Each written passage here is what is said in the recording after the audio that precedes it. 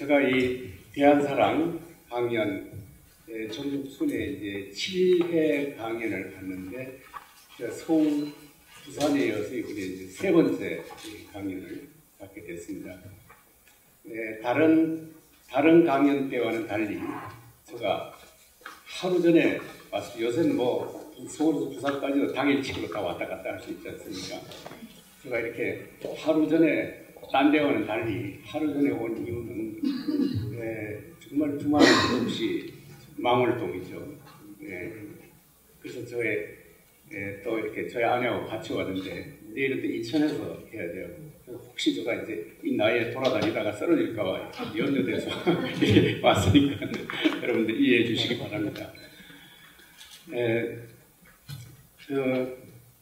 더군다나 이번 이 7회 강의가 모두 제가 쓴 이 인류 문명과 기원과 한이라고 하는 이 책, 이 1987년도에 나왔는데 여러분들 요새 새 책 나오면 그저 수명이 2년, 3년 가기가 힘듭니다.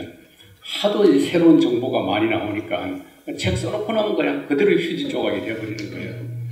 그런데 무려 30년 전에 쓴 책이 이렇게 정보판으로 이 재판이 이렇게 돼 나오고 이렇게 될 때는 제가 만약에 30년에 쓴 책이 잘못됐거나 틀렸거나 이러면 책을 다시 내면 이거 정말 이거 한 번 나오면 몇천 부가 나오는데 창피하지 않습니까? 근데도 제가 이제 검토해 볼 때 이건 다시 내야 되겠다 이렇게 한 것은 이 30년 동안 이 책이 가치로 인정을 받았고 이렇게 논문도 나오고 이렇게 됐다는 걸 의미하는. 그래서 이번 강연은 저로서는 정말 감사하고 이 삼성출판사에 대해서 감사한 동시에 또 저 자신은 굉장히 영광스러운 또 이렇게 전국을 순회하는 7번이나 강좌를 했으니까 저의 이 나이에 정말 행운하라고 할 수 있겠죠. 더군다나 이렇게 주말에 요새 새 울고 꽃 피고 좋은 시절에 야외 안 나가시고 이렇게 정말 자리를 꽉 채워주신 여러분들께 진심으로 감사드립니다.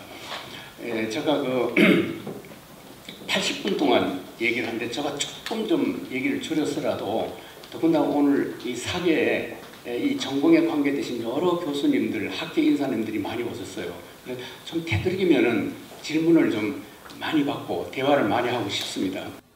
화면 하나하나를 이렇게 넘기면서 이렇게 읽어가시면 상당히 어려운 주제이지만 그저 평이하게 쉽게 여러분들이 이해하실 수가 있으실 거예요. 이건 좀 엉뚱한 것 같은데 우리가 지금 정말 좋은 시대에 살고 있습니다. 철학자, 천문학자, 과학자들이 얼마나 이 우주의 기원이 뭔가, 도대체 우리가 살고 있는 이 우주가 언제 어디서 어떻게 생성되는가 이걸 몰라서 크게 책도 쓰고 고민했지 않습니까? 그런데 우리 시대는 이 우주가 약 138억 년 만년 전에 빅뱅이라는 이 사건에 의해서 우주가 창조가 되었고 그다음에 우주의 구조가 대강 어떻게 되어 있다는 것 다 알지 않습니까? 우리 죽기 전에 이거 알고 죽는다는 게 얼마나 큰 행운입니까 지금. 지금 뭐 퇴계, 율곡, 소크라테스, 아리스토텔레스, 예수, 붓다 다 할 것 없이 다 이것 때문에 고민했어요. 도대체 우리가 어디서 왔는가, 어디로 가는가 우리는 이제 거의 알게 됐어요. 그리고 얼마 전에 불과 한 열흘 전인가 이 우주가 처음 발생돼 나오는 이 빅뱅이 가능하게 된 블랙홀이 무엇인가 그게 관찰이 됐지 않습니까? 블랙홀이라고 하는 우주의 모든 에너지, 물질을 다 빨아들이는 그때 제가 오늘 블랙홀을 얘기하려는 게 아니라 그때 과학자들이 이 블랙홀을 관찰하려고 직접 망원경을 촬영하지 못하니까 이렇게 지구 전체에다가 망원경을 설치하는 거예요. 8개 정도. 따지고 보면 지구만한 망원경이 생긴 거나 마찬가지예요. 그러니까 진짜 블랙홀에다가 이렇게 빛을 투사해서 다시 오는 걸 받아가지고 그걸 다시 이제 분석을 해보니까 블랙홀이 이렇게 생겼을 거라 하는 이제 이런 이 블랙홀에 대한 그렇지만 블랙홀은 아니에요. 블랙홀의 그림자를 이렇게 촬영을 해낼 수 있었습니다. 이게 바로 뭐냐면은 제가 이거는 지금 강연하고 직접 관련은 되지 않지만 제가 오늘 말씀을 드리려고 하는 것은 인류 최초의 문명, 즉 수메르 문명, 즉 슈메르는 역사는 슈메르에서 시작이 되었다고 하는 History begins at Sumer.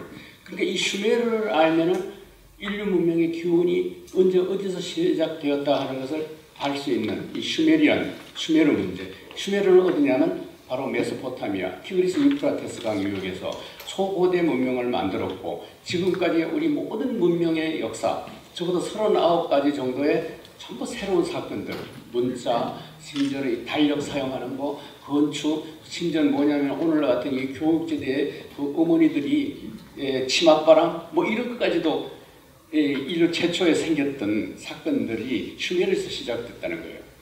예. 그러면 바로 이건 이제 서양을 중심으로 하는 얘기예요. 그럼 슈메르는 근데 문제는 뭐냐면 슈메르가 티그리스 유프라테스 강 유역에 내려갈 때는 이미 고도로 발달된 자기들의 언어, 문자, 그 다음에 생활 풍속 이런 걸 다 가지고 내려갔단 말이에요. 그럼 이 사람들이 도대체 어디서 왔느냐 하는 거예요. 그러니까 이게 바로 슈메리안 프라브람, 슈메리안 문제라는 거예요. 한마디로 말하면 우주 관찰 과학자들에게 블랙홀과 같은 존재. 이거 도대체 블랙홀이 있긴 있었는데 이게 언제 어디서 생겼느냐 할 때 바로 이제 이 과학자들이 이러한 지구에다가 이 망원경을 설치해가지고 간접적으로 슈메르를 받아내시 바로 슈메리안들이 어디서 왔냐 하는 이런 정체를 알아내기 위해서는 과학자들이 했던 것과 똑같은 방법으로 이런 7개나 8개 정도의 어떤 관찰하는 도구를 만들어야 된다 하는 그거죠. 그러니까 제가 지금 이 오늘 접근하는 이 방법 논상에 있어서 제가 어떻게 이 문제를 접근하고 있는가 하는 그것은 이제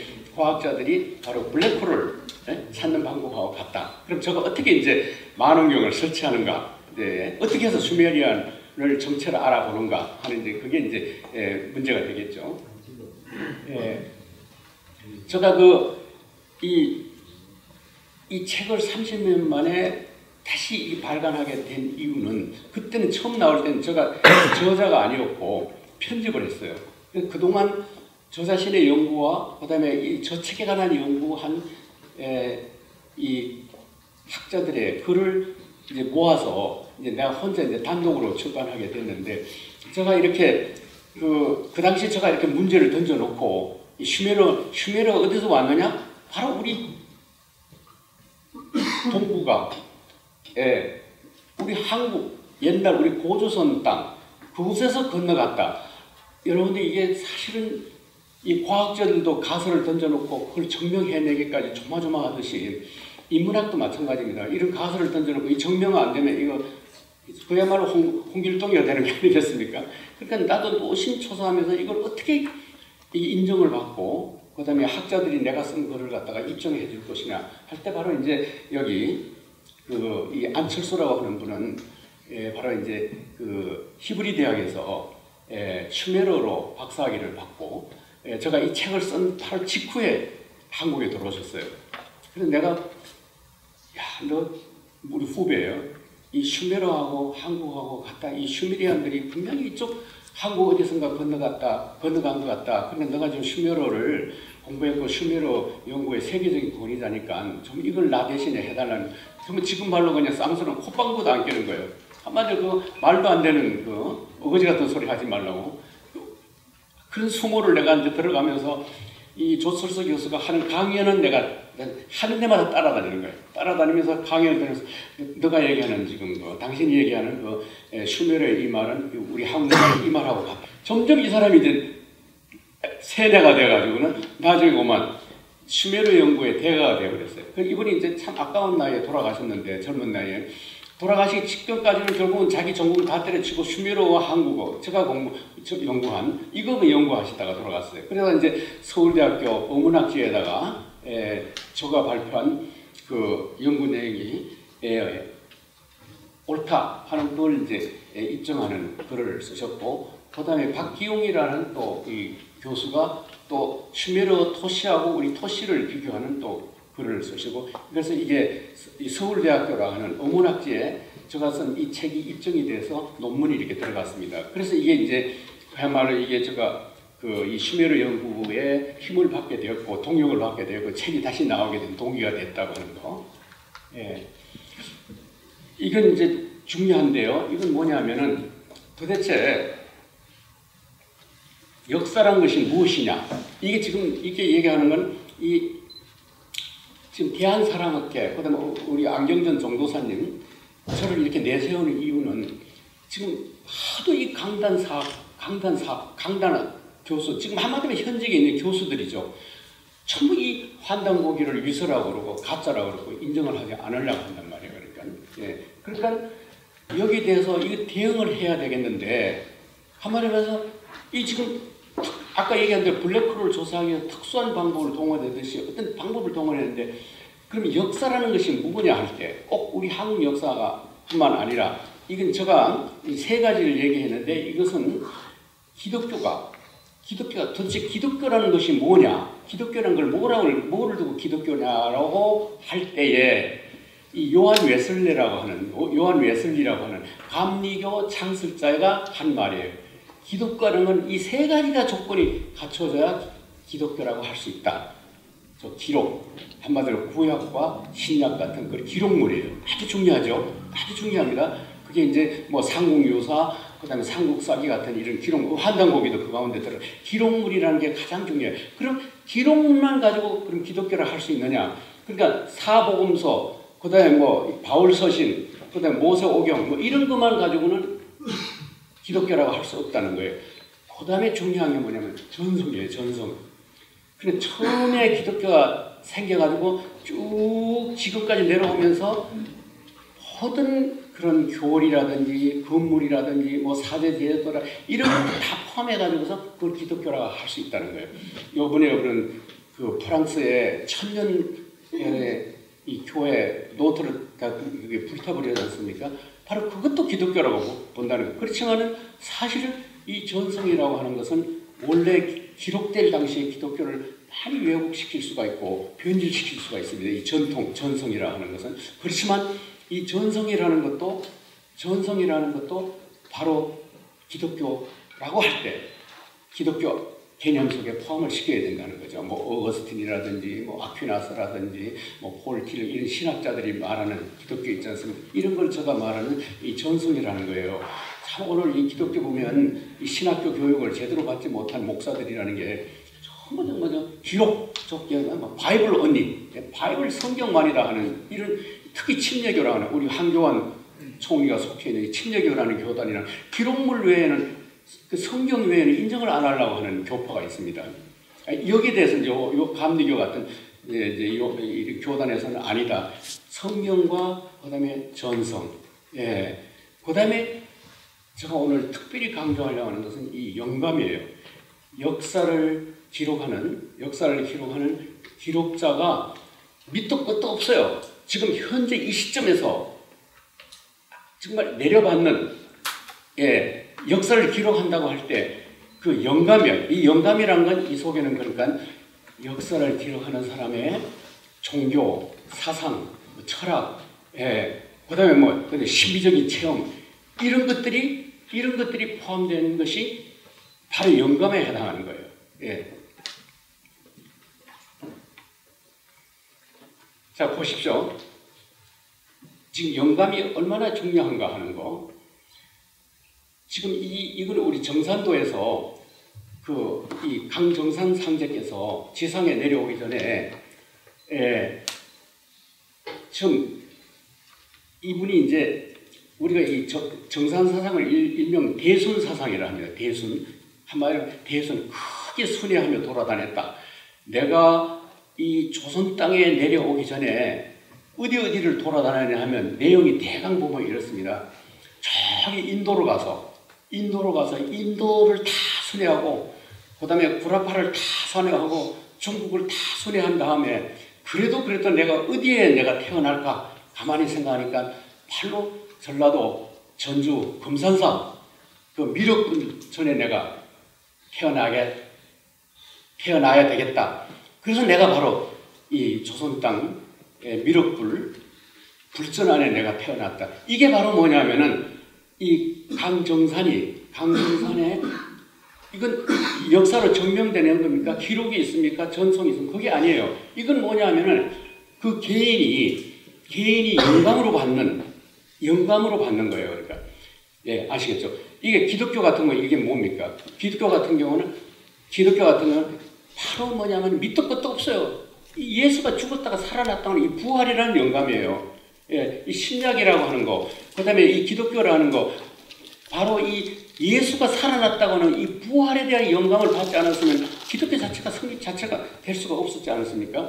예를 들어서 이런 거예요. 그러니까 기독교인들이 말하는 그 부활이라는 영감, 예, 그다음에 강정산의 이와 같은 그 영감, 정말 안타까운 건 강단 사학자든 누구든 하는 게 여러분 정산도 도전을 읽어보세요. 나는 전 도전 가운데 이 구절을 제일 좋아해요. 이거는 객관적으로 증명할 수 없어요. 강정산이 일방적으로 선언하는 거예요. 내가 태어나기 전에 이렇게 순회하다가 내가 이 조선 땅에 내가 발을 붙이려고 태어났다고 하는 이거. 그 다음에 여러분 최재우도 그렇지 않습니까? 최재우. 수훈 선생님은 논학문에 볼 것 같으면 지금 하나님께서 그 수훈에게 계시를 했는데 내가 5만 년 동안을 기다렸다. 5만 년 동안 기다리다가 드디어 너를 만나가지고 내가 이제 이 동학을 편려해서 너를 지상에 내보낸다는, 예를 들어서 이런 것이 뭐냐면 이 영감에 해당하는 거예요. 영감. 아까 우리 사회자께서 이제 대학생 때 저 책에 한철학, 한사상, 그 다음에 이런 책들 읽으셨다고 했는데 지금 딴 데 강연에서, 광주 강연에서 내가 꼭 해야 될 말이 있어. 딴 데서는 얘기하지 않았어요. 내가 왜 이 책을 썼겠어요? 내가 지금 1981년대 박사학위를 받았는데 이거 딴 데서 제가 강연하지 않는 거예요. 내가 지금 이 책을 쓰는, 아까 말씀드린 것 같은 글을 쓴다고 할 때 내 개인의 영감을 내가 얘기하는 거예요. 지금 1980년 5월 18일 날 저는 그때 한창 박사학위 논문을 쓰고 있을 때입니다. 근데 미국 ABC 방송국에서 그 군인들이 그 시민들을 갖다가 막 학살하는 장면들이 막 화면에 나오는 거예요. 그러니까 내가 지금 딴 거 아무것도 아니에요. 딴 나라 외국 군인도 아니고 어떻게 자기 나라 군인이 전쟁도 아닌 상황에서 어떻게 이렇게 무참하게 자기 시민을 죽일 수가 있는가. 내 나이는 3.1 운동 때 뭐 우리 부모들은 3.1 운동 얘기를 하지만 저는 경험을 하지 않았기 때문에 그게 무슨 얘기인지 실감이 나지 않았어요. 바로 이 5.18 이건 내가 그때 내가 40살인데 내가 경험한 거 이럴 수가 있는가 하는 거. 그래서 결국은 박사학위 논문 쓰는 거 다 집어치우고는 LA 볼몬이라는 길하고 11가라는 길에 있는 그 코너에 있는 적십자 병원에 들어갔어요. 제가 이제 같이 공부하던 역사 공부하던 그 대학생들 40-50명하고 함께 들어가서 정말 그때 우리가 외국에서 할 수 있는 건 뭐냐. 우리가 지금 이렇게 사람들이 죽어가고 있으니까 피가 모자란다. 그러니까 우리가 헌혈을 해서 피를 모아서 보내자. 하여튼 자기들이 그래요. 그 적십자 역사상 단위 시간에 그렇게 많은 피가 모인 건 처음이라고 그래요. 그러니까. 그래서 그때 뭐 이호라고 하는 적십사 회장이 있었지 않습니까? 그분을 통해 가지고 이제 피를 이제 보내려고 헌혈 운동을 했죠. 물론 이제 우리가 피를 보내려고 했지만 뭐 정말 한 방울도 보내지를 못했어요. 드디어 열흘 동안을 우리가 단식을 하면서, 그리고 5월 28일 도청이 무너지던 아침입니다. 새벽이죠. 그때 적십자 병원이 하도 우리가 피를 많이 모아주니까 당신들 마음대로 전환을 마음대로 써라. 뭐 국제 전환을 뭐든 이제 거기 들어가 있던 학생들이 전부 다 하나하나씩 맡아가지고 미국의 국회의원, 상원, 하원, 대통령 뭐 할 것 없이 전화를 해야 되는 거예요. 내가 담당한 건 누구냐면 캘리포니아 주 상원 하야카와였어요. 내가 이 얘기는 많이 하지 않습니다. 내가 지금 광주가 공수부대에 의해서 거기에 들어있던 그 학생 시민들이 지금 다 죽게 됐으니까 좀 미국 도와달라. 그러니까 영어 어렵지 않습니다. 그 상원 의원이 나에게 한 말이 뭔지 아세요? You are still watching. 번역 안 해도 아시겠죠? You are still watching. 한마디로 미국이 지금 상황을 관찰하고, 지금 상황을 관찰할 때냐고요. 지금 당장 개입을 해야 되잖아요. 이게 결국은 그리고는 광주도청은 무너졌습니다. 이건 정치적인 걸 모든 걸 떠나서 나에게 있어서 참 미국 좋아했고, 미국 기독교를 사랑했고 참 미국에는 천사 성원한 나라로서 저도 광주의 이 어려운 상황에는 미국이 개입해가지고 도와줄 줄 알았어요. 그렇지만은 내가 이거는 뭐냐면은 하나의 글로 읽어서 아는 것이 아니라 내가 체험한 거예요. 더 이상 미국은 아니라 하는 거예요. 더 이상 이 미국은 아니라고 할 뿐만 아니라 절대로 우리가 이제는 미국이든 일본이든 소리든 중국 그 어떤 외세에는 의존해서는 안 된다고 하는 거. 우리 스스로 운명은 우리 스스로에 달려있지. 내가 이게 반미국 얘기를 하는 거 아닙니다. 내가 그때 깨달은 것은 뭐냐면 우리가 우리 스스로 우리 문제를 해결해야지 누구한테 요청을 했을 때 절대 우리에게 진정으로 도와줄 친구는 없다는 걸 저는 뼈저리게 느꼈어요. 저는 신학 공부하러 갔습니다. 철학 공부하러 갔습니다. 서양 학문 과정 철학이라는 걸 공부하러 갔습니다. 아니다. 이 사상적으로도 이 외국 사상, 외래 사상을 할 게 아니라 우리 걸 해야 된다. 우리 걸 찾아야 된다. 그래서 제가 여러분들 그날 아침에 광주의 충격이라는 것은 나의 운명의 지침을 돌려놓고 말았어요. 어제 제가 강월동 묘지에 가니까 그 눈물의 바다라고 있더라고요. 조그만 눈물 흘러서 큰 바다 모양. 나는 그보다 더 많은 눈물을 흘렸던 것 같아요. 운전을 하면서 어디면서 차갑게나 정말 한시도 정말 눈물이 정말 마를 날이 없었다고 와요. 그래서 제가 그러던 차에 81년도에 또 신기하게도 이 한국에서 온 어떤 교수가 이 환단곡이라는 책을 저한테 전해줬습니다. 바로 이 환단곡이를 이것이야말로 우리의 고유한 것이고 이 고유한 역사이고 고유한 사상이구나. 그렇게 이제 이 확신이 있어서 약 한 1년은 이렇게 이제 그 자료를 모아서 쓴 게 바로 그게 이제 한철학이에요. 그 다음에 한사상이에요. 그 다음에 이제 오늘 말씀은 인류 문명의 기원인 거예요. 그래 1980년대까지는 주로 제가 이게 역사적으로 한사상을 고찰했어요. 그 다음에 이제 1990년대 와가지고 과학적으로 고찰했고, 하여튼 10년 단위로 이제 그 하는 방법이 달라지지만, 처음에 아무튼 지금 이 한철학이나 한사상 읽으신 분들은 내가 왜 이 책을 갑자기 이렇게 서양 학문을 하다가 이렇게 썼는가에 대한, 그렇지만은 그 한철학 뒤편에 볼 것 같으면 그때는 그 정도 표현밖에 할 수 없었어요. 내가 이 책을 쓰게 된 동기는 5월의 충격 때문에 그랬어요. 5월. 그렇지만 5월 광주 항쟁이라 얘기하지 않아서 5월의 충격 때문에 해서 그 말이 바로 이 5.18 광주 항쟁입니다. 이건 제가 이 얘기를 왜 하느냐 하면 바로 내가 역사를 얘기하고 철학을 얘기하는 나의 영감이에요. 아시겠죠? 이 5.18의 영감이 나로 하여금 이 한철학을 하게 되었다는 거죠. 그러다 보니까 이 한철학, 한사상이 이제 이 여러 가지 파문을 일으켜서 그 다음에 우리 그 풍물이나 그러면 사물, 그 다음에 우리 철학, 뭐 단이라는 소설, 여러분들 잘 보시면 알겠지만 천부경, 삼일신고, 우리물 찾는 그 운동이 한철학이 계기가 되었고요. 그렇게 계기가 되는 것은 저 책이 좋아서가 아니라 5.18 이후에 우리 민족 구성원 성원들이 우리 고유한 게 뭐냐, 우리 걸 찾아야 된다고 하는 바로 이것이 하나의 사회 물결을 일으킨 거예요. 이게 왜 영감인지 보세요. 신라가 삼국을 통일한 이후에 가만히 보세요. 단 하루도 우리가 외세의 간섭을 받지 않고 우리가 자주적으로 산 공간과 시간이 없었어요. 신라가 삼국 통일한 지금 이날 이때까지 한번 찾아보세요. 있으세요? 단 하루도 없었어요. 계속적으로 통일신라는 당나라에, 그 다음에 고려는 뭐냐면 원나라의 북마국가, 즉 한 원나라의 사이국가라는 건 아닙니까? 북마국가라는 건. 조선시대는 통째로 명나라에 갔다가 나라를 바쳤고, 드디어 뭐냐면 일본 외놈들한테 30년 지배를 받았고, 30년 통치 이후에는 또 미군정이라는 3년의 지배를 받았고, 미군정 3년 이후에 지금까지 어땠습니까? 단 하루도 외세로부터 우리가 순수한 삶을 산 적이 없어요.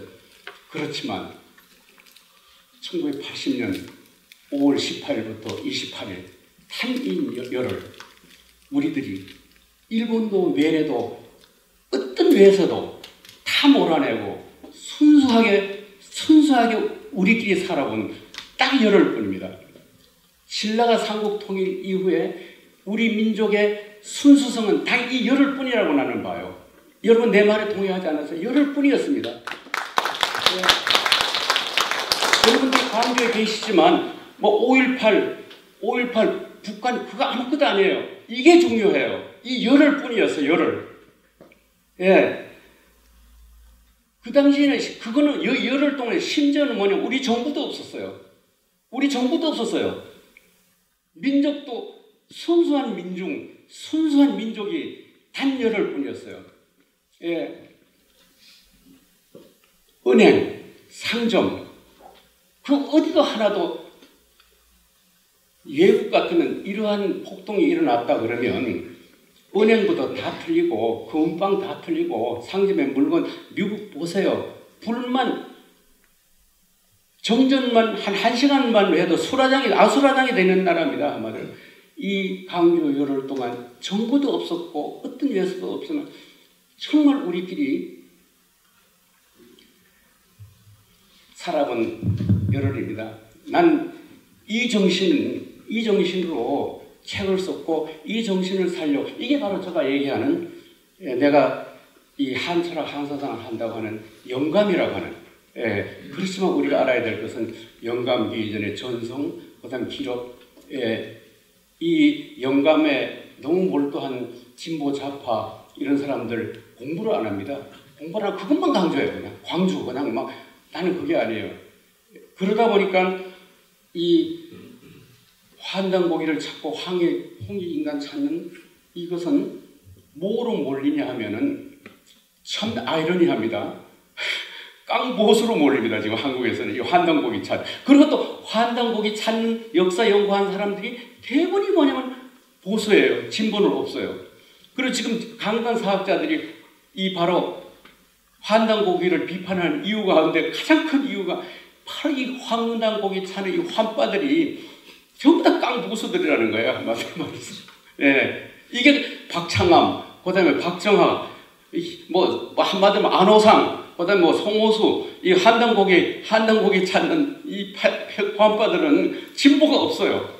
전부 통해서 마르크스를 이 민중계급을 탄압하는 수단이다. 이니까 결국 이 환단고기 형익 당군 사상이라는 것은 바로 이 민중의 적이다. 저는 진짜 감신보다는 한신대학에서 더 어려웠습니다. 그러니까. 이렇게 이 환단고기라고 하는 이것이 진보에도 보수에도 다 발길로 차여서 저가 자신이 뼈저리게 체험을 한 사람이에요. 이제 앞으로 이제 더 남은 얘기가 많지만 이제 그 얘기 이제 다음에 하더라도 아무튼 그것이 지금 이 현주소라고 하는 거. 그 저에게 있어서 가장 중요한 학문의 영성은 이 광주 열흘의 그 정신이었다고 하는 걸 말씀을 드리고요. 이제 빨리빨리 넘어가겠습니다. 지금 이제 여기 이거는 소위 환단고기에 나타나 있는 대로 이건 슈메르와 상관없이 환단고기에 나타나 있는 대로 그 환국이라는 나라가 있었는데 12분국이 있었다. 그 영역을 보니까 이 가운데 이 새, 이 부리로 말할 것 같으면 날개를 쫙 펼 것 같으면 저쪽 왼쪽 날개는 아메리카 인디안 북미 대륙 쪽으로 내려가고 오른쪽 날개는 그게 바로 뭐냐면 천산산맥을 넘어서 티그리스강, 유프라테스강까지 갔다. 그러니까 결국은 우리의 이 한문화, 당군 고조선 문명이라는 것은 이 지구라는 날개를 다 펴고 볼 때 이게 다 그 범위가 넓게 해당하는 지역이다 하는 이것이 이제 우리 환단고기에 나타난 강력이고 역사관이에요. 아시겠죠? 바로 제가 그 일부분이 그렇다는 것을 제가 인정하는 게 지금 제가 오늘 발표하는 내용입니다. 이게 바로 그러니까 그 슈메르가 역사의 기원이다. 역사는 슈메르에서 시작됐다는 사무엘 크레머 교수의 책 이름이에요. 제가 책을 쓸 때는 이 책이 출판되지 않았는데 지금은 이게 출판이 돼서 지금 시중에 판매되고 있습니다. 여기 보면 39가지 정도의 새로운 역사적인 사건이 모두 슈메르에서 시작됐다. 그러니까 각 민족 문화 연구하는 현대 학자들이 어떻게 하겠습니까? 너도나도 슈메르는 또 여기서 시작됐다. 우리에서 터키에서 시작됐다. 헝가리에서 시작됐다. 이렇게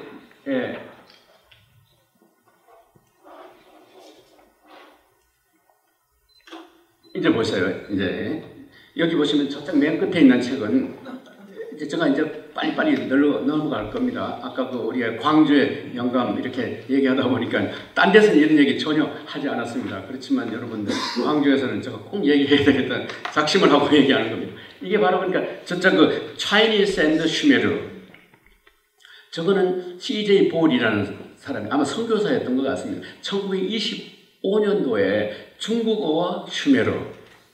제가 그러니까 이 책을 USC 남가주 대학에서 이 도서관에서 발견을 하고 들여다보니까 여기 볼 것 같으면 슈메르하고 중국어, 중국어 위에 한국어, 월남어, 일본어까지도 이렇게 간간히 섞어가면서 비교를 해놨어요. 그런데 보니까 슈메르하고 중국말하고는 비슷하게 발음이 비슷한데 슈메르하고 우리 한국말은 아주 정확하게 비슷해요. 그래서 굴을 그리면 우리말은 그냥 굴이에요. 사람 하면 그대로 이제 사람이고, 이거 참 신기하네. 그 당시 이 C.J. 볼이라는 사람이, 이 중국말을 잘하고 중국 선교사였으니까, 결국은 뭐냐면, 우리말하고는 더 같은데도 불구하고 비교할 수가 없었겠죠. 참 안타까운 일이에요. 그리고 저 자신으로서는, 이렇다면은 슈메르와 한국어, 이거는 해볼만 하다. 연구해볼 만한 이 결론이 나오지 않겠어요? 그러다가 벌써 이게, 슈메리아는 제페니스가 나왔습니다.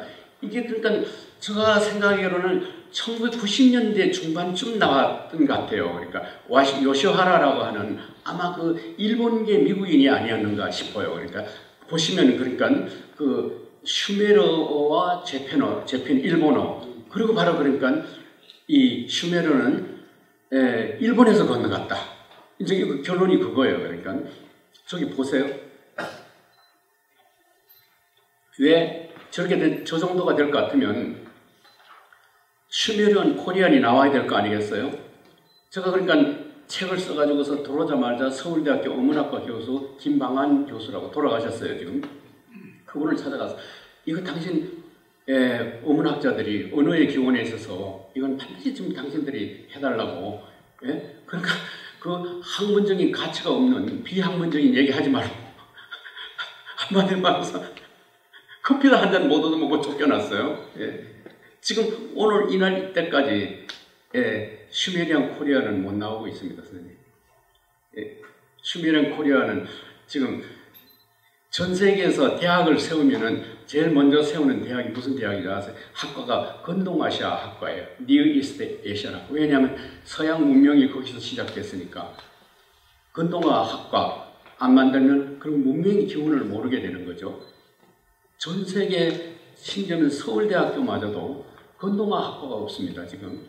그러니까 교육 신학한 사람들이 겨우 공부하고 와가지고 그저 그냥 학과에 종교학과나 이런 데 꼽사리에 끼어 있다가 요새 또 배철현이라고 하는 서울대학교 종교학과 교수가 또 이상한 그분이 건동아 전공하신 분인데 그걸 또 서울대학에서 쫓겨났더라고요. 무슨 표절도 아닌 표절 이름 붙여가지고 이렇게 이런 게 지금 우리 현실. 아무튼 슈메리안 코리아는 없어요. 그렇지만 얼마나 이 세상의 지구상에 있는 언어 가운데서 가장 슈메리아 근접한 언어가 이 한국말이었다는 거. 그리고 조철설 교수가 끝내 마지막에는 그걸 인정했다는 거 하는 거.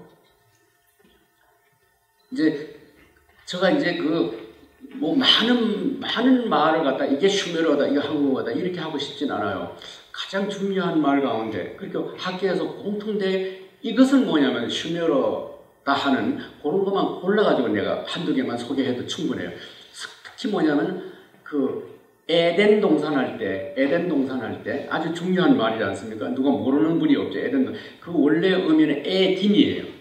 에딘이고 에라는 말은 저건 집이라는 뜻이에요. 저걸 이제 한자로는 옥이에요. 옥, 집옥자 있지 않습니까? 집옥자가 아마 하문을 애로 읽는가 봅니다. 그러니까 딘은 저게 딘이라는 말이 저게 뭐냐면 신이라는 뜻이에요. 그러니까 저기 에덴이라는 말은 에덴에서 나왔는데 그건 신의 집이라 하는 뜻입니다. 하나님의 집이다. 집. 예, 그 집이라는 뜻이에요. 그러니까. 그런데 문제는 뭐냐면 이 딘이 뭐냐? 그건 뭐냐면 딘기르다. 예, 딘은 뭐냐면 딘기는 의로운 존재 뭐 그런 뜻이에요. 두 말이 합쳐져서. 적어도 슈메르어를 연구하는 고고학자들도 슈메르어하고 몽고어가 이건 분명히 이건 몽고하고 슈메르어가 같다고 하는 언어가 있는데 그게 바로 탱글이에요. 탱글이. 예, 딘기르. 딘기르는 의로운 사람이라는 뜻이고요. 그 다음에 바로 이 슈메르의 딘기르에서 탱글이가 나왔고 그 다음에 이 한국학을 하는 국어학자들이나 그렇지 않으면 종교학자들이 한 가지 공동적인 주장이 있습니다. 그건 뭐냐? 당군이라는 말이 한자 언어로 당군이라고 되기 전에 그건 댕글이었다고 하는 거. 아시겠어요? 댕글이었고 여러분 지금도 이 호남 일대에서는 당굴레라고 그러지 않습니까? 무당을. 자기 입에서 당굴레라는 게. 그 당굴레, 당군, 그게 바로 뭐냐면 딩그리, 탱그리 해서 더 거슬러 올라가면 슈메르어의 그게 딩그리예요. 그러니까. 요것만은 뭐냐면 슈메르어에서 몽고로 거쳐가지고 우리 한반도로 들어와서 그것도 뭐냐면 어떤 시시한 언어가 아니라 최고 군장, 금국의 조상 같은 당군이라는 말로 이어지는 요거 하나만은 가장 확실하게 얘기할 수 있는 언어의 맥이에요. 그러니까 아시겠죠? 딩그르, 탱그리, 그다음에 당군. 이게 지금 재밌는 건 딩기르 할 때 지금 이게 이 서령 문자인데요. 이걸 이렇게 세우면은 딩기르가 이렇게 생겼습니다. 여러분 보실 때 모양이 뭐 같습니까? 네? 로켓 같지 않아요? 로켓. 이 시친이라고 하는 이 슈메르 연구로는 시친만큼 책을 많이 쓴 사람이 없어요. 시친의 책이 신들의 고향 뭐 이렇게 해가지고 번역된 게 많습니다. 이 양반은 뭐냐면 정말 이 슈메르가 어디서 왔냐 이거예요. 그러니까 도대체 이 지구상 어디서도 그러한 초고대 문명을 가지고 나타난 본도 없고 찾을 곳도 없다는 거예요. 결국 이 사람들이 외계에서 왔다는 거예요. 외계에서 올 때 바로 이 로켓을 타고 왔다. 슈메르인들이 여러분들 여기 미국이라는 나라가 좋은 게 이런 상상과 발상을 해도 다 인정을 해주고 높이 평가해 주는 게 특징이 우리나라에서 이런 소리 했다가는 그냥 황당하다고 그냥 난리가 날 거 아닙니까? 바로 이 로켓을 타고 그 티그르스 유프라테스 성강에 내렸다가 다시 제3우루 왕조가 망하니까 다시 이제 로켓을 타고 하늘나라를 갔다 하는 그 발상을 어디서 냐면 딩그르라고 하는 이 모양이 로켓 모양이라 하는 여기서 찾습니다. 하여튼 저는 이걸 부정하지 않아요. 부정하지 않고 그럼 우주 어디서 왔느냐? 태양계 안에서 왔는데 태양계 보면 수금지 그다음에 그 목성, 토성 그다음에 그 사이에 그 행성대라고 있습니다. 행성대. 아니면 막 조그마한 별들이 그냥 촘촘히 있는 그 행성대. 거기에 있는 행성대에서 날아온 우주입니다. 하는 이런 뭐 하여튼 재미있는 얘기를 하고 있습니다. 이거는 뭐냐면 저 주장이 아니고 그 문정창 씨라는 분이 오래전에 나도 이번에 아는 문정창 씨가 뭐 일제시대 때 뭐 군수를 했다나 그래서 아무튼 이 양반이 최남선하고 비슷하게 참 민족주의적인 확실해요. 아무런 밑도 끝도 없이 대형 백과사전에 이제 나타난 자료만 가지고서 8가지 정상에 있어서 슈메르하고 한국 같다. 바로 뭐냐면 검은 머리라 슈메르라는 말이 검은 머리라는 뜻이에요. 머리칼이 검다고 하는 거. 그리고 두 번째는 태음력을 사용했다고 하는 거. 양력을 사용하지 않고 음력을 사용했다는 거. 그 다음에 순장 제도를 사용해 있었다는 거. 그 그다음에 언어가 교착 언어라고. 이건 이제 자세히 얘기합니다. 그다음에 서령 문자를 사용했다. 6번째는 육식진법을 사용했다. 그다음에 해도를 사용했다. 그 지금 이 고대 문명의 동북아시아는 채도하고 해도가 있는데 채도라는 건 이 색칠을 한 것이고 해도는 하지 않는 거예요. 근데 이 해도 문명권이라는 점에서 슈메르하고 우리하고 같다. 그다음에 이 사람을 묻을 때 옹기에다가 넣어가지고 옹관총이라는 거 이런 8가지 정상에 있어서 슈메르하고 한국은 같다. 아무튼 뭐 이런 분들이 이렇게 해놓은 것이 나중에 상당한 어떤 연구에 암시를 준 건 사실이죠. 그러니까 저는 이분이 이렇게 해놓은 것에 대해서 이제 몇 가지 다른 근거에서 이제 언어, 그 다음에 이제 인격신관, 그 다음에 그 슈메르인들이 우리하고 아주 비슷한 놀이를 하고 있어요. 윷놀이. 요 3가지, 이분이 하지 않는 3가지를 제가 이제 다음 순서에서 요런 정상에 있어서 이거는 뭐냐면 슈메르와 우리하고 같다 하는 거. 그건 아까 과학자들이 블랙홀 연구할 때 망원경 세워볼 때 바로 나는 이런 3가지 다른 망원경을 세워본다 하는 거죠. 그러니까.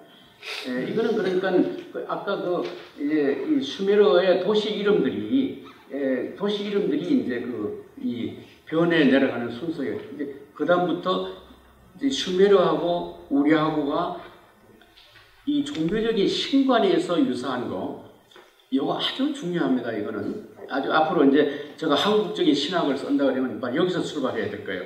세계에는 신관이 자연신관하고 인격신관이 있어요. 자연신관이라는 것은 도라든지 무라든지 깨달음을 강조해요. 깨달음을 강조해가지고서 우리 인간이 이 우주 자연과 한 몸이다.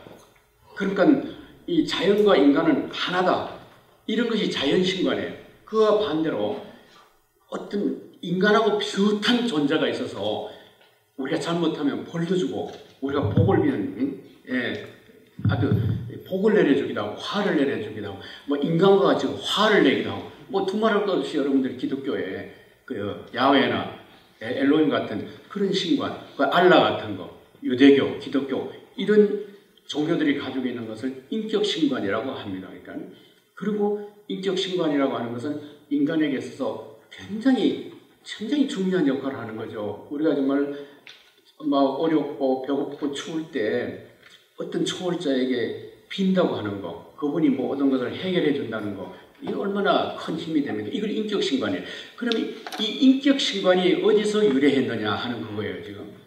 이거는 두말할 것 없이 아까 말씀드린 슈메르인들의 딩기르에서 시작해서 딩기르에 거기서부터 인격신관이 유래해가지고 그것이 뭐냐면 여기 아일루 엘 드디어 뭐냐면 서양 사람은 이제 인격신관을 다 들어가지 않습니까?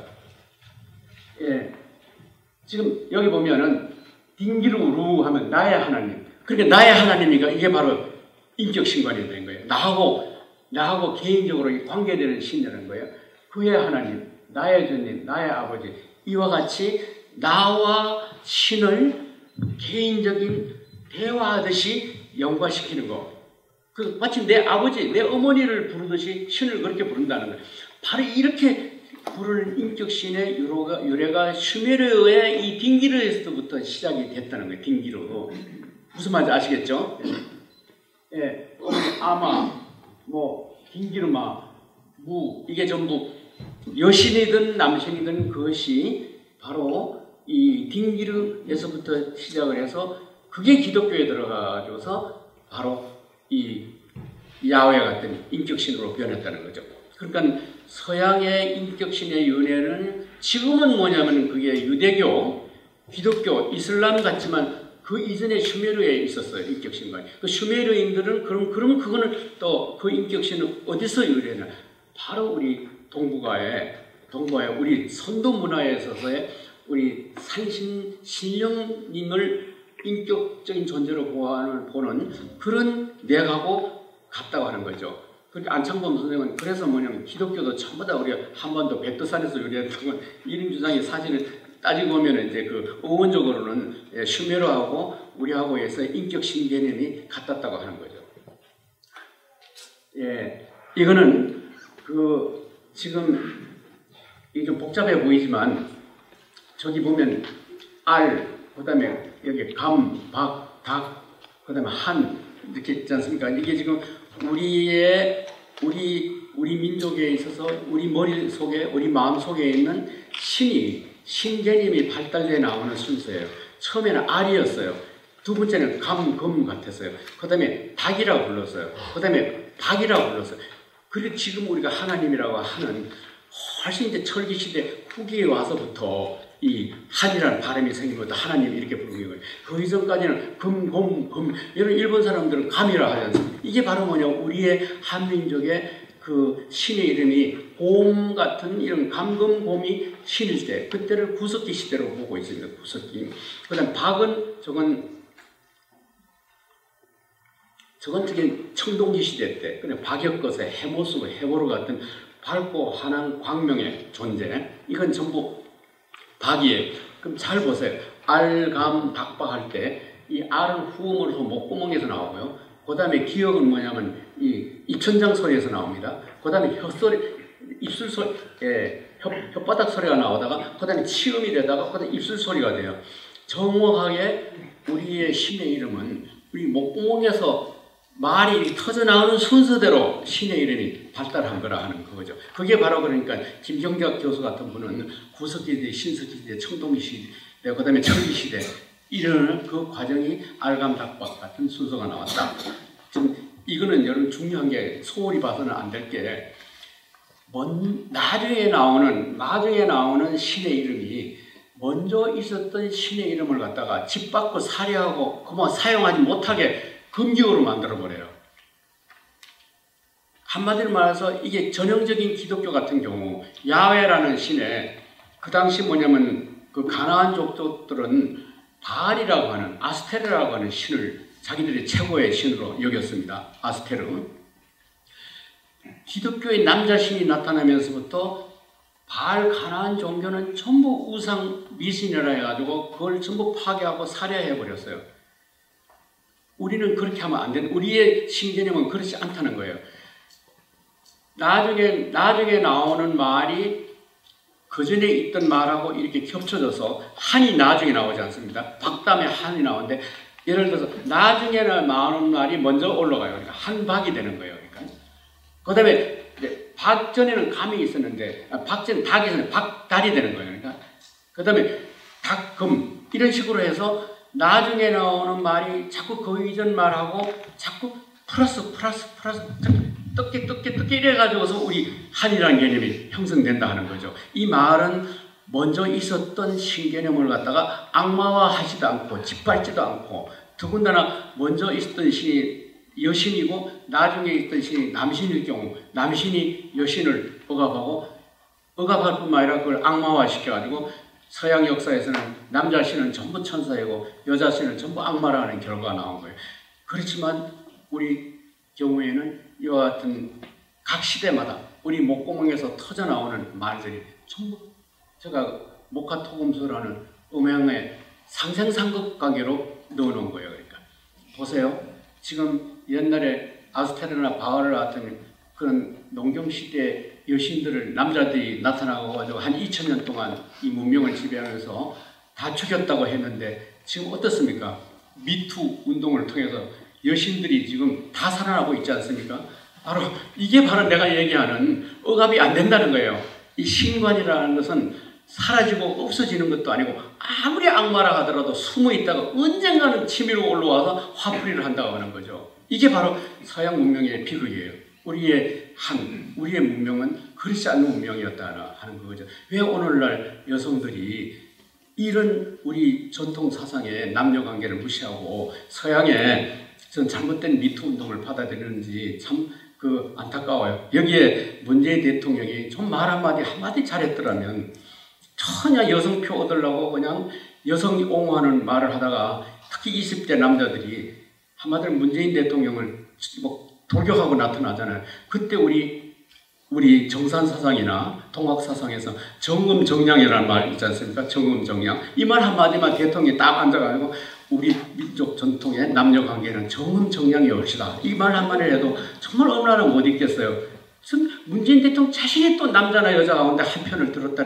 이 어리석은 거 정말 이 정치하는 사람들이 나라를 잡고는 이만한 경륜과 철학도 없이 정치를 하는가 참 안타깝습니다. 이 민족종교 쪽에서 이 미투 운동을 바로잡을 때 이 그림 하나로 결국은 남신인 여신인 과거에 있었던 현재에 있었던 간에 상생상급 관계에 있는 것이 어느 하나를 억압하고 사라지는 관계가 아니라는 거죠. 이게 이제 제가 이제 인격신 얘기했죠. 이게 슈메르하고 우리하고 아주 유사한 놀이 문화가 하나 있습니다. 그게 바로 윷놀이예요. 보시면 저렇게 이제 삼각뿔이 넘어지면 그게 이제 윷으로 말하면 이렇게 이제 엎어지는 거나 마찬가지예요. 그러니까 그럼 저 맨 위에 있는 건 지금 우리 윷으로 말할 것 같으면 뭐가 됩니까? 맨 위에 있는 게 개지, 개. 그렇죠. 두 개 서 있고 두 개 엎어졌으니까. 그 다음에 이거는 걸, 이런 식으로. 이게 그러니까 이 계산하는 방법이 있어서 우리 윷놀이하고 아주 똑같아요. 그러니까 빨리 주사위 4개를 가지고 이렇게 꼭대기가 그 까만 점이 있는 게 넘어지느냐 이거 하는 건 우리가 여기까지가 엎어지느냐 제껴지느냐 하는 그 관계와 똑같은 거예요. 그러니까 문제는 뭐냐 하면 문제는 여기 있어요. 그러니까 저기 이럴 것 같으면 이게 이제 이렇게 4개가 다 이렇게 그냥 엎어졌단 말이에요. 그러면 이게 우리는 뭡니까? 여기까지가 다 이렇게 엎어지면 뭐죠? 뭐잖아요. 슈메르인들은 이걸 뭐라고 하지 않고 점수를 0점을 줬어요. 그러니까 0을 줬어요. 0점을. 그러면 묻는데 슈메르인들이 이렇게 점수 계산하는 게 맞나요? 우리가 점수 계산하는 게 맞을까요? 슈메르인들이 일관성이 있나요? 우리가 일관성이 있나요? 슈메르인들이 일관성이 있죠. 왜냐하면 다 엎어져서 점수를 하나 안 줬으니까. 우리 빵점 줘야 되잖아요. 다 엎어진 건 점수를 안 줬으니까. 그렇죠? 수메르인들이 그랬어요. 아주 합리적이고 일관성이 있어요. 그러면 우리는 다 엎어진 걸 갖다가 점수를 뭐 안 주기를 그냥 무려 뭐냐면 6까지 4개인데 5점이나 준단 말이에요. 교수님, 이런 생각을 해볼 수 있지 않습니까? 예. 이렇게 엎어지지 않고 전부 서 있었을 때가 처음 시작할 때 완벽한 것이었다고 한다면은 던졌는데 다시 그 결과가 전부 다 엎어지지 않고 서 있었다고 한다면은 시작과 끝은 똑같다는 이야기 아닙니까? 0점을 줬다는 얘기는 점수가 없다는 이야기가 아니고 시작과 끝이 그 자리다 그 말 아닙니까? 그렇습니다. 선생님, 이건 아까 우리 좀 재밌게 토론해야 될 문제인데 지금 서양 사람들은 이렇게 주먹을 이걸 다 이렇게 한 다음에 불을 한 다음에 이렇게 하다가 이렇게 자꾸 손을 몇 번 놀리다가 서양 사람은 이렇게 한 다음에 이제 이렇게 하면서 하나 둘 계산한단 말이에요. 여기 새끼손가락부터 하나 둘 셋 넷 이렇게 하는데 그 다음에 우리는 뭐냐면 그게 아니에요. 이렇게 한 다음에 다 편 다음에 여기서부터 이제 셈을 해 나가잖아요. 그러니까 그러면은 우리는 뭐냐면 셈하는 거 이게 손가락이 이렇게 하나 둘 옮길 때만 그걸 셈으로 생각하는 거예요. 그렇지만 그게 아니고 근본적으로 셈을 시작하기 전에 이 손가락 전체가 이렇게 하는 것이 있었다는 걸 알아야 돼요. 그러니까 그게 십진법의 원리 같은데요. 그렇죠. 십진법이. 그러니까 예를 들면은 여기서 원점에서 시작을 했는데 하나 둘 셋 해갖고 다시 열로 돌아오면은 다시 원점이잖아요. 그러니까 지금 오히려 수메르가 훨씬 더 친밀한 것이 아니고 아니죠. 우리 문화가 훨씬 더 과학적이고 훨씬 더 앞서 있다는 게 사고방식. 그렇습니다. 바로 이제 제가 바로 우리가 왜 모해가 5점을 주는가 하는 그것은 바로 이거예요. 그러니까 이것은 서양 수학에서 유클리드부터 집합론이 나타나기 이전, 칸토 이전까지는 슈메르 말이 옳아요. 그러니까 그렇지만은 집합론이 나타난 이후부터는 이 대각선 논법이라는 게 생겨요. 이 6까지는 4개인데 우선 점수가 5점이 됐다는 거. 그 다음에 다 엎어지면 점수를 주지 말아야 되는데 5점에다 점수를 줬다는 거. 그것에 그렇게 이 모의 논리가 성립되자면은 어떻게 되어야 되냐 하면은 이렇게 이제 저렇게 이제 도, 개, 걸 이렇게 해가지고 저기 이제 대각선을 이렇게 보여요. 그러면은 요거는 뭐냐면 대각선 유세 제 4번째 열에서 벗어나는 5번째 열이 있어요. 5번째 열. 5번째 열이 있는데 어떻게 하냐면 이걸 갖다가 이제 이 대각선에 있는 저 5건을 갖다가 전부 다 가로로 우선 이제 눕혀야 돼요. 눕힌다. 이걸 반대각선화라 그래요. 왜냐하면 대각선을 갖다가 대각선이라는 건 가로와 세로가 만든 거지만 반대각선이니까 대각선을 갖다가 다시 가로로 바꾼단 말이에요. 그러니까 이걸 반대각선화라고 하는 거예요. 아주 쉽게 이 지금 저거 칸토의 대각선 논법을 얘기하는 거예요. 이게 왜 중요하냐면은 이 대각선 논법 제가 지금 얘기하려는 이게 없으면은 컴퓨터가 작동을 못합니다. 튜링이 컴퓨터를 만들 때 제가 지금 얘기하는 요 논리를 갖다가 컴퓨터에 넣었기 때문에 컴퓨터가 작동을 하는 거예요. 지금은 우리가 컴퓨터라는 것은 yes, no 하는 이진법 그것만 컴퓨터에 들어가 있는 줄 알지만 이건 빅터예요. 그 구조 자체는 이 대각선 논법 때문에 가능한 거예요. 튜링이 칸토의 이 대각선 논법을 사용하지 않았으면은 절대로 컴퓨터 자체를 만들 수도 없었고 이 대각선 논법을 사용해가지고 독일인들이 만들어내는 그 암호를 다 해석해낼 수가 있었어요. 그래서 이겼어요. 그 영국이 독일한테 이길 수 있었던 이유는 바로 이 대각선 논법을 이용하니까 암호가 다 해독되는 거예요. 암호. 간단해요.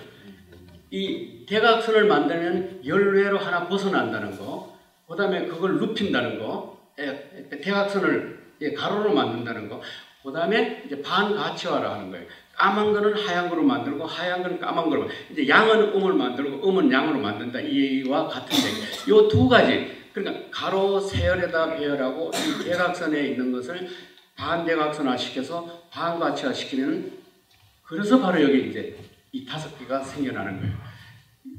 여기 계신 우리 선생님들 가운데서 오열분자가 뭔지 아세요? 선생님 오열분자 아세요? 선생님 나이도 모르시잖아요. 여기 우리 선생님은 아시죠? 오열분자. 오열.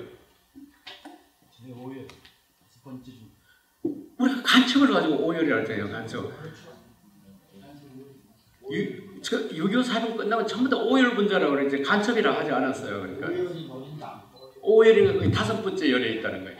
바로 유세, 6가지가 4열인데 이게 오열이라는 분자는 이 간첩이라는 존재는 이방적인 동시에 또 자기를 유장해가지고 인너 그룹인노라고 그 사이에 서로 연관성이 있느냐 없느냐 하는 이 문제란 말이에요. 이게 오열 분자를 때는 5오자가 아니고 잘못될 오자. 아니요. 5오자예요. 5오자, 잘못된 오자가 아니에요. 선생님 맞죠, 그렇죠? 네, 맞아요. 우리가 생각하면 맞죠. 간첩인가 잘못된 오자 아닙니다. 오열을 할 때는 이거 유세에서 나오는 말이에요. 5번째 인간이다 이렇게. 여기서 동의해 주시면 선생님 알았더라면 아무튼 그렇습니다. 오열 분자는 5번째 열에 있는 존재다. 이거 사실 따지면 아무것도 아닌데 이게 왜 중요하냐면은 이 무한이라는 개념을 적용시킬 때 쉽게 하면 이거예요. 유타고 모가 도개걸 유까지는 일관성이 있지 않습니까? 유에서부터 모서로 넘어올 때는 유타고 모 사이에 연결이 된다고도 할 수 있고 연결이 안 된다고도 할 수 있고 이게 수학자들이 한 6, 70년 동안 논쟁을 하는 거예요. 이 연결이 된다, 연결이 안 된다. 이게 초유명한 연속체 가설이라는 거예요. 연속체가 연결이 된다. 어떻게 증명을 하니까 어떻게 계산하니까 연결이 된다는 증명도 나오고 또 어떻게 계산하면 연결이 안 된다는 증명도 나오고 이 정반대 주장이 다 옳고 그르고 다 증명이 되는 거예요. 이게 서양 지성사의 기가 막힐 노릇이에요. 이게 얼마나 곤혹스러운지 말도 못해요. 이거 해결하려고. 이게 연속체 가설이라는 거예요.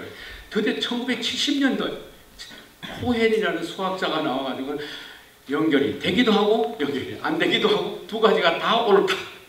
이게 그러니까 선방에서 선님이 이것도 옳고 저것도 옳다고 하는 결론에 도달한 건 똑같아요. 이게 그러니까 이다 아니다고 하는, 진리다 진리 아니다고 하는 경계선이 무너져버리고, 이게 소위 우리가 포스트 모던으로 넘어가는 계기가 바로 이 대각선 논법이에요. 이 대각선 논법을 이 유서로 가장 쉽게 설명할 수 있어요. 자랑스럽게 생각하세요. 모에다가 5점을 주는 게 아파트 영순위, 가장 좋은 순위. 무슨 말인지 0이지만 가장, 서양에서는 영순위라는 거 없는 거예요. 당선 안 된 거예요. 그래서 우리는 영순위가 가장 좋은 순위라는 건 전부 이러한 유체 논리하고 같은 거죠. 그러니까 이 칸토의 집합론, 현대 수학이 나타나기 이전까지로 봤을 땐 슈메르가 옳지만 그 이후에 현대 수학으로 봤을 때는 우리 한국 사람이 앞서간 거죠. 그러니까 같은 논리 기교를 가지고 저쪽으로 건너가가지고 사고가 그만큼 발달, 진전되기 전에 그만 슈메르가 망했다고 볼 수 있고, 우리나라는 그 이후에 이제 여기 보시면은 이겁니다. 예, 이게 바로 지금 저게 뭔지 아시죠? 방도예요. 여기 방도. 저게 세로는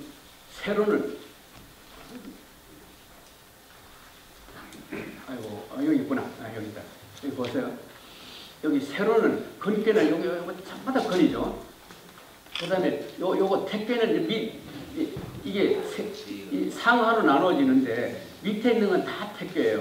그 다음에 위에 있는 건 전부 다 같은 데다 요건 여기다 붙이고, 여기는 여기다 붙이고, 요건 요래 붙인 거예요. 그러니까 같은 하나에다 다른 8개를 붙인 거예요. 그래서 이걸 갖다가 1.8회라 그래요. 그러니까 세로는 같은 걸로, 가로는 다른 걸로 붙여놨어요. 이게 점쟁이들이 한 거예요. 정말 자꾸 치다 보니까 사례가 비슷해요. 뭐 사업관계, 뭐 결혼관계. 그러니까 결혼관계라고 그러면 어느 집에서 오든지 간에 결혼관계라는 데다가 똑같은 걸 자꾸 붙여나가면 점쟁이들이 결국은 뭐 쉽게 그것만 들여다봐도 해결이 되잖아요. 그래서 이게 방도라는 게 이게 바로 대각선 논법의 배열 방법이에요. 이게. 그러면 이게 이렇게 이제 대각선이 이렇게 되잖아요. 여기 지금 이렇게 된 건 이게 바로 반대각선이에요. 그냥 이건 뭐 대각선을 갖다가 이렇게 가로로 눕혀놓은 것 뿐이에요. 그 다음에 이건 반가치화예요. 여기 있는 근은 전부 양으로 바꾸고 양은 근으로 바꾼 거예요. 그러니까 어려운 거 하나도 없죠. 어려운 거 있습니까? 없습니다. 지금 이건 착종이라 할 때 이거 대각선을 이렇게 바꾸는 거는 착이고, 그 다음에 종이고, 이게 음은 양으로 바꾸는 종이라고. 이 착종이라는 말로 우리 여기에서는 이 대각선 논법을 완벽하게 설명하고 있는 거예요. 그런데 여기서는, 자, 그러면 여기 보세요. 여기 지금 세로 가로가 만들어졌죠. 여기 가로 어디에 들어갑니까? 하나도 들어갈 수 없죠. 이걸 갖다 여기다 넣는다고 생각했어요. 가로지에 넣을 수 있냐고요? 안 들어가죠. 이게 바로 그 다음에 이제 이 우리나라 태극기 같은 이 원에다가 배를 배열한 이유가 바로 여기서 생긴 이 모순 역설을 해결하기 위해서 여기 나오는 거예요. 그 다음에 그래도 또 안 돼. 태극기를 그려도 또 안 돼. 드디어 그래서 우리나라 지금 조선 땅에서 김일구 선생님 정력이 나온 거예요. 정력이. 이 아까 오열 분자를 갖다 어떻게 처리할 거냐, 이게 문제되지 않겠어요? 바로 우리 정력에서는 근께 위에다가 천이라 해가지고 또 위에 붙이는 홍김에다가 7번이라고 붙였어요. 오열 분자. 밖으로 튀어나온 걸 갖다가 우리 그 태극기 도상 위에다가 2개를 더 넣었단 말이에요. 그러니까 걔가 우리는 어떻게 되죠? 저 10개가 되겠죠. 초과된 모를 갖다가 모의 분자를 갖다가 반드시 8개 위에다가 더 첨가시켜 놓은 게 정력이에요.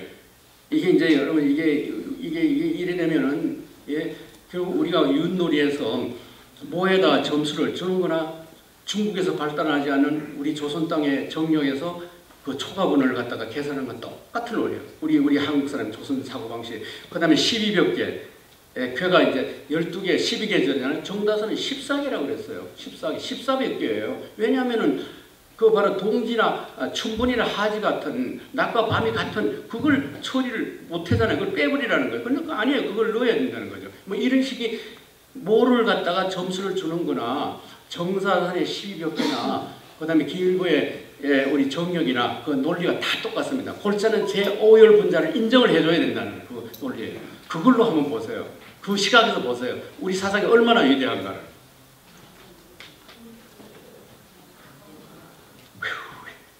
이 언어가 같자면은 언어 특색이 같아야 되고 말의 어순이 같아야 되고 말의 문법 순서가 같아야 되고 같은 말이 많아야 되고 반드시 수사가 같아야 돼요. 수사라는 건 하나 둘 셋은 이거 같지 않으면은 그 두 언어가 같다 할 수 없어요. 이런 시각에서부터 중국어하고 네 보세요. 지금 언어 특색, 어순, 문법 수사해 볼 때 중국어는 이 네 가지 가운데 하나도 같은 게 없어요. 언어 특색이라는 것은 뭐냐면 토시가 붙는 거예요. 토시. 나는 밥을 먹는다 할 때 넌 을어가 붙는 이런 언어가 그 교착 언어라 한데 일본어하고 우리하고는 그런 교착 언어예요. 우리 여러분들 어느 집에 가서 방청밖에 들어가자마자 온돌방에 앉아 아이고 방은 따뜻하네. 여러분 어떻게 되겠습니까? 그 토시 한마디 은자가 들어가느냐 안 들어가느냐에 따라서 여기 여성분들이 있으시거든요. 얼굴은 예쁘네. 좀 뭐가 어감이 이상하지 않으세요? 딴 거는 어떻다는 얘기예요. 이게 우리나라의 언어 특색이에요. 정말 이게 중국 사람들, 영어 사람들 나 밥 먹어, 너 이뻐, 뭐 이런 식으로 해서는 안 될 우리 언어 특색이 있어요. 여러분들 저 밑으로 걸치면 안 됩니다. 이런 얘기 했다가지고.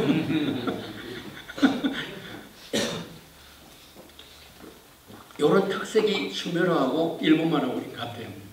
그다음 어순이 나는 밥을 먹어. 그리고 영어는 나는 주어 동사 밥. 이게 어순인데 어순이 바로 슈메르하고 우리하고 같아요. 그러니까 슈메르 한국 사람들이 슈메르 그 어려운 초고대 언어를 배우는데 한국 사람들이 두각을 나타내는 이유를 알겠죠. 그러니까 바로 이런 이유 때문에 그런 거예요.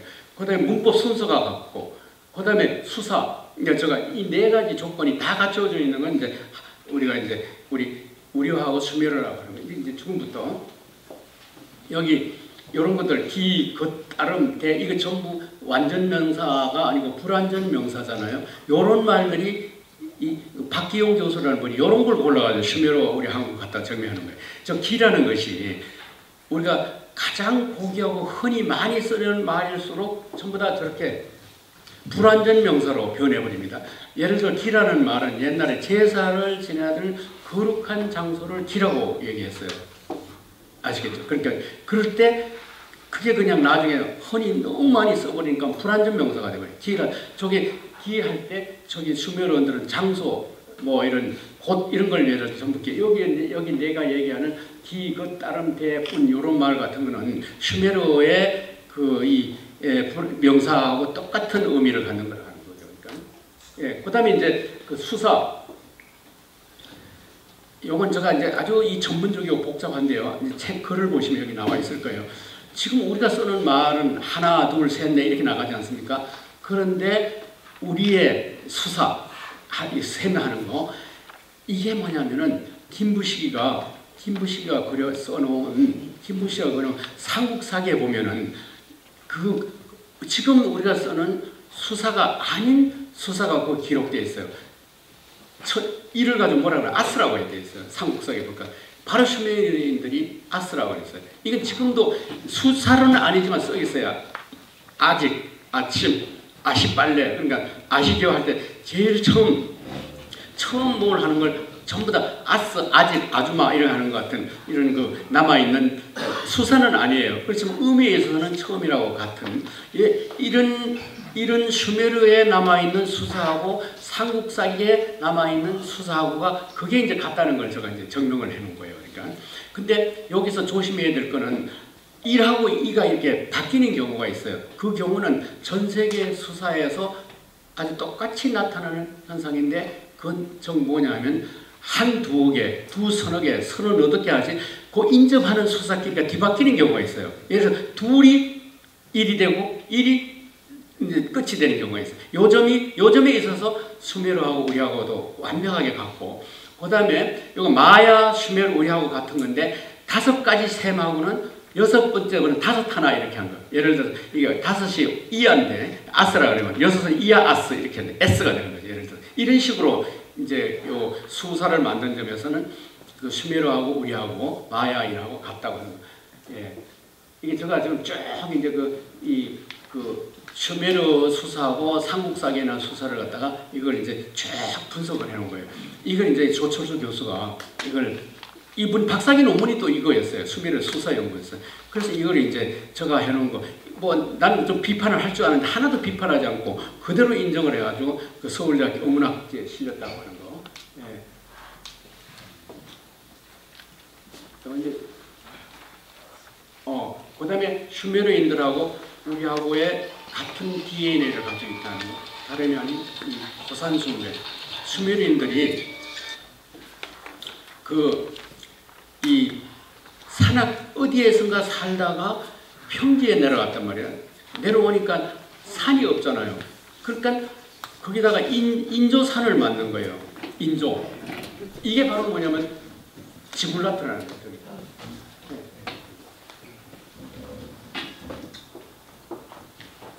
이게 1980년대에 독일 여행객이 이렇게 땅을 이렇게 파다 보니까 거기서 이 엄청난 이 탑이 나온 거예요.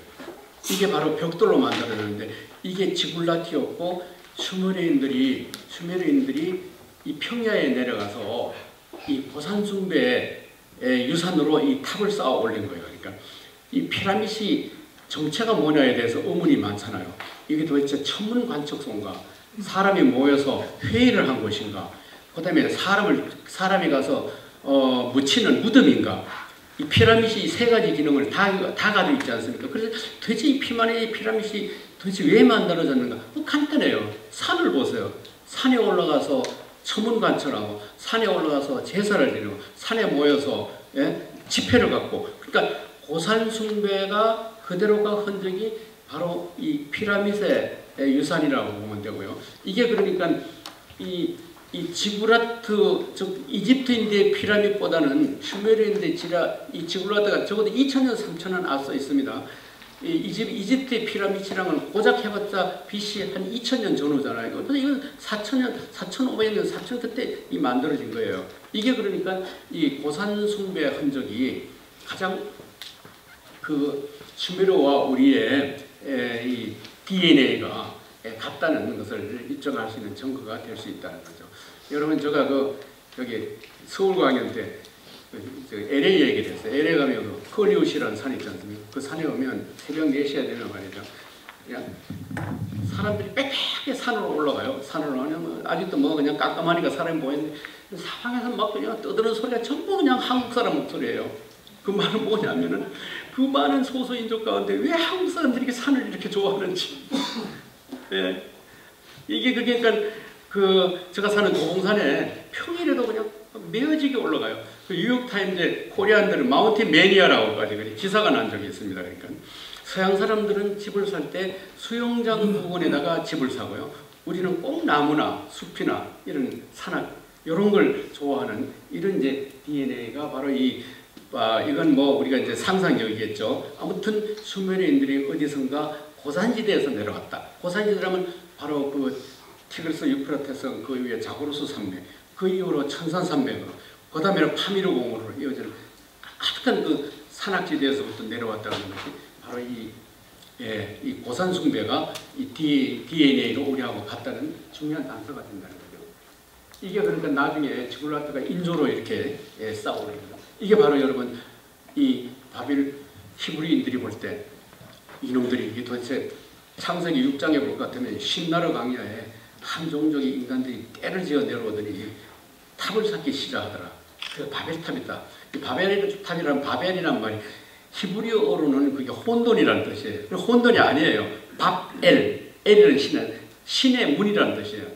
그러니까 인간이 신을 만나고 통할 수 있는 문이 바벨이에요. 근데 그걸 이 히브리인들이 이 슈메르인들이 이 탑을 자기들은 엄두도 못 낼 고층 건물을 지어대질 않나. 그 다음에 옷을 자기들은 그냥 동물을 잡아서 가죽을 벗겨서 옷 입고 다니는데 이 슈메리언들은 벌써 가로세로 직조 기술을 만들어서 거기다가 색깔 꺼져 넣어가지고 입고 다니질 않나. 그래서 이걸 고등문화, 저분문화라 이렇게 분류합니다. 그러니까 이 히브리인들이 성경을 기록할 때 슈메리인들이 이 문명을 보고 이거는 자기들이 흉내도 못 낼, 즉 하나의 신의 흉내를 내려고 하는 이런 인간이다. 결국 슈메르가 망한 원인은 이 신의 흉내를 내고 신이 하는 짓을 자기들이 하려고 해서 망했다. 그래서 이 바벨탑이라고 하는 것은 그렇게 뭐 나쁘게 묘사한 거죠. 원래는 그것은 보산 숭배 흔적이라는 거죠. 이제 여기까지 제가 이제 그 슈메르 끝내고요. 이제 간단히 넘어가면 이건 아까 우리 커피 타임에도 얘기했듯이 아메리카 인디안들이 이제 한쪽 날개입니다. 그러니까 지금 얘기한 거 오른쪽 날개로 우리 문명 문화가 전달되고 왼쪽으로 베링해를 건너서 지금 우리가 이 아메리카 인디안들이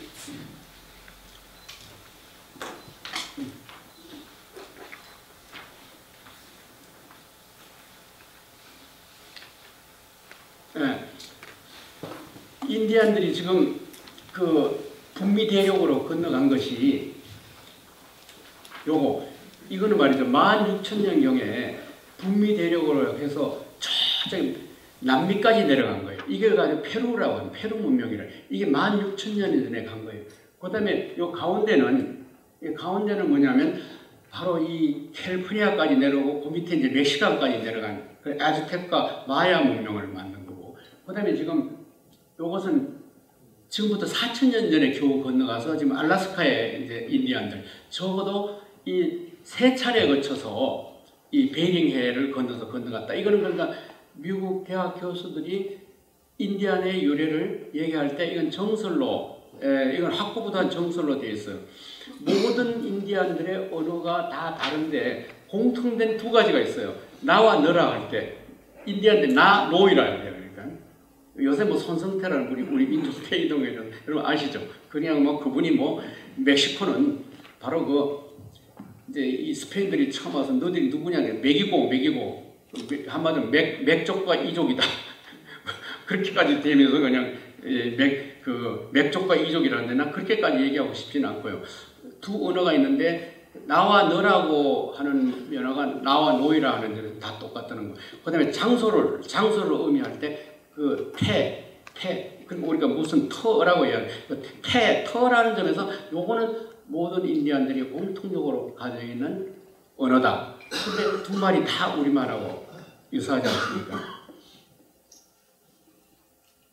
그 다음에 이제 그 인도네시아인들은 커투한이라고 하고, 필리핀은 아마한이라고 하고, 타이는 콰이라고, 버마는 커방한, 그 다음에 인도의 바로 드라바디안인 그 슈메르 민족이 멸망을 하고는 사방으로 흩어진 인도 쪽으로 들어온 지금 인도 산악지방에 산텔족이라고 남아있어요. 이들이 뭐냐면 신이 큰 새 신이라는 뜻인데 아메리카 인디언들은 칸이라고 그러고 몽골 한강 칸, 그 최남선은 박이 그냥 온 세계에 퍼져 있는 우리 문명에서 내가 볼 때는 한이 동남아 일대에 이렇게 퍼져 있는 우리의 한 문명이다 하는.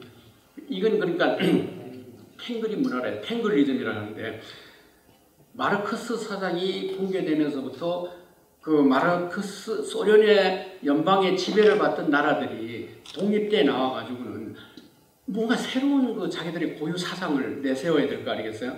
그래서 이게 카자흐스탄인가 대통령이 출마하면서부터 우리를 하나로 묶어야 될 사상이 있다. 그게 뭐냐? 탱그리즘이다. 아까 얘기한 빙글 있잖아요. 그래서 작년에 이 박원순 시장이 이 탱그리즘이라고 해서 학술대회를 열었어요. 그 탱그리 지방에 있는 모든 문명권의 학자들, 교수들 불러가지고 서울시 주체로서 이 회의를 한 적이 있어요. 당연히 탱그리즘이라고 그러면 그게 당군이고 당굴레고 우리야 이런 광대한 게 지금 탱그리 문화권이 이렇게 광대한 영역을 다 차지하고 있다는 거죠. 아까 이건 그러니까 거슬러 올라가면 아시죠? 슈메르의 딩그르라고 하는 거.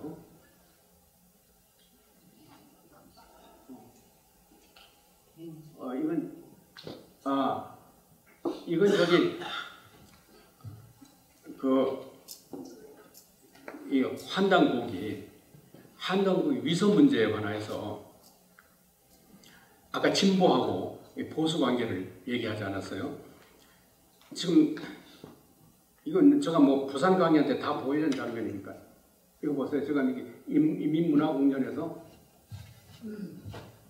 2003년 인민문화공전에서 지금 두 부자 사진이 있는 밑에서 북한의 김일성 대학 교수하고 우리 남쪽의 당군학교 교수 윤대현, 김정배, 제가 당군학교 회장 때 올라가가지고 2001년도에 제가 금강산에 가서 이 북한 교수들, 김일성 대학 교수들만 팔다리를 붙잡고 그냥 시계로 갖다 선물로 주고 온갖 거 선물로 주고 절대로 이 남한에서는 이 환단고기 위성 문제가 해결 안 되니까 제발 좀 김일성 대학과 사회과학 교수들이 이거 연구해가지고 공동 발표하자. 그러니까 이제 드디어 이제 2003년도에 지금 그 학술대회를 연구해요. 맨 오른쪽에 제가 앉아 있고, 그 다음에 이제 김일성 대학 총장 김성철이 앉아 있고, 여기서 이 자리에서 바로 북한 학자들이 다 나와가지고 한단고기를 위서가 아니고 역사적으로 뭐또 기원사까지 포함되는 겁니다. 한단고와 기원사가 전부 역사적으로 입증될 수 있는 문헌이다. 그리고는 우리는 이제 그 옆에 있는 역사박물관에 들어가네. 역사박물관에 들어가는 입구 있잖아요. 앞으로 좀 뭐 남북교류가 되면 역사박물관에 가보세요. 입구에 한단고기의 환웅 18대 왕들 이름, 당군 49대 왕들 이름을 쭉 이렇게 지금 이 일람표로 이렇게 전시를 해놨어요. 그리고 한단고기와 기원사가 전부 역사적인 검증될 수 있는 거라는 걸 갖다 북한 학자들이 인정을 해준 거예요. 그러니까 강단사학자들이 꼭 보수 농객들, 보수 교수들이, 보수들만 박창범이나 박정호 같은 국가 보안사령관 하는 사람들만 주장하는 게 아니에요. 북한의 학자들, 그 다음에 심지어는 남한의 진보 학자들, 박순경, 그 다음에 문익환, 이런 이 최전방에 있는 감옥에도 국가보안부 몇 번 걸렸다 갔다 온 사람 전부 이 한단고기를, 이 한단고기 같은 역사가 우리 역사가 아니면은 우리가 뭘 믿고 이렇게 투쟁을 하냐 이거예요. 우리가 이런 역사가 있기 때문에 이런 역사를 찾으려고 하는 거지. 여러분들 우리나라에는 지금 내가 이제 막 그러면 역사관이 4개가 있습니다. 자, 유교 사관 김부식이 완전히 중국집중으로 유교 사관에 쓰여진 역사책이 있습니다. 뭡니까? 삼국사기 아닙니까? 그렇죠, 선생님? 그 다음에 불교 시각으로 쓰여진 역사책이 있습니다. 인도 중심으로. 삼국유사 아닙니까? 이전이 쓴. 예? 그렇죠? 그 다음에 이제 우리가 일제 36년 지배를 받은 거, 저 일본 입장에서 쓴 역사책이 있어요. 뭡니까? 그게 지금 우리 주류 강단에서 가르친 역사책입니다. 그것도 그러니까 이렇게 생각할 것 같으면 그것도 하나의 강단 사학도 그건 딴 게 아니에요. 그러니까 일본 시각에서 쓴 역사책이에요. 그러니까 안타까운 건 왜 이런 일본 시각, 그것도 역사책이라니까요. 일본 시각에서 보면 그런 지금 그 이병도 같은 그런 역사책이 나올 수밖에 없잖아요. 그렇지 않습니까? 지금 인정을 해주세요. 왜 인정을 안 해요? 단 너들은 뭐냐, 일본 시각에서 쓴 역사책이라면 될 거 아닙니까? 그러니까 좀 이렇게 될 것 같으면 내가 처음에 말씀드린 대로 광주열을 순수한 외세 다 몰아내고 순수한 민족 우리 그 시각으로 쓴 불교 시각도 아니고 유교 시각도 아니고 일본놈 시각도 아닌 우리 시각에서 쓰여진 우리 시각이라는 우리 사상이 선도문화예요. 그러니까 선도문화, 도교문화하고 비슷한 선도문화. 우리 순수한 우리 선도문화의 시각에서 쓰여진 역사책이 뭡니까? 그게 한단고기입니다, 여러분들. 그게 한단고기예요. 모든 사관 가운데 하나예요, 여러분들. 당당하게. 그렇지 않습니까?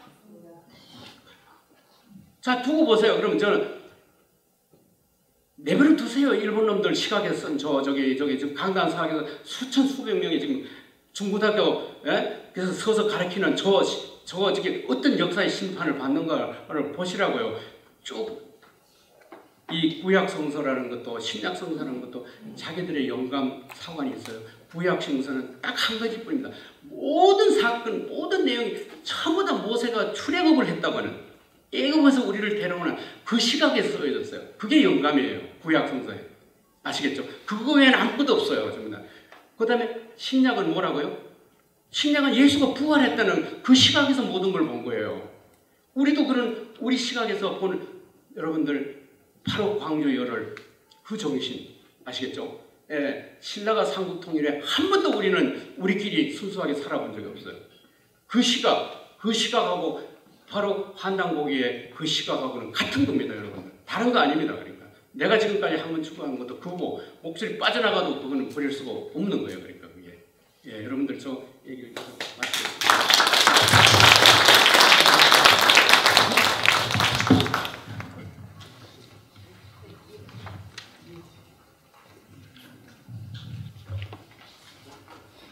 시간 조금 넘었는데